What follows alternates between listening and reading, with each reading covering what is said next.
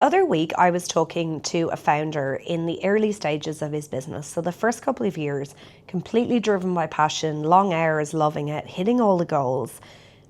And today, I want to talk to you about the dangers of that. So I'm Suzanne Rath, and you're listening to Endures for your daily dose of endurance, leadership, and life lessons.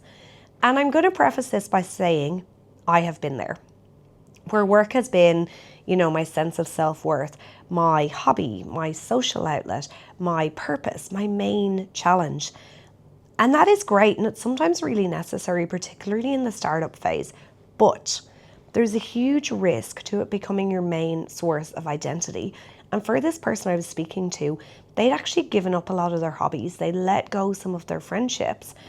And he'd stopped even knowing what he really cared about anymore outside of the business, outside of leadership. And that is a real danger.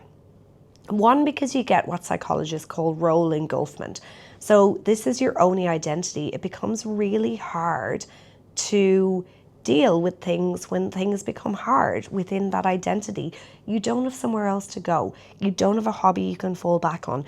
You don't have people you can engage with who aren't already invested in the business or in your leadership. There's so many reasons why we ideally should identify with being a range of things in our lives as opposed to just being a business owner or a leader. And of course, the second thing is that founder burnout is so rife. So if you're in this situation where you feel like you used to do something, you don't have time for it anymore, or you feel like you're so engulfed in your role or in your business, I'd encourage you to ask yourself a couple of questions. One, you can think about things you used to like as a child, so things you used to do for the sheer joy of it. Two, you can think about maybe when did you last change your brain state? So when did you last go on a holiday? When did you last get outside or change to a different environment? When did you last have time to think?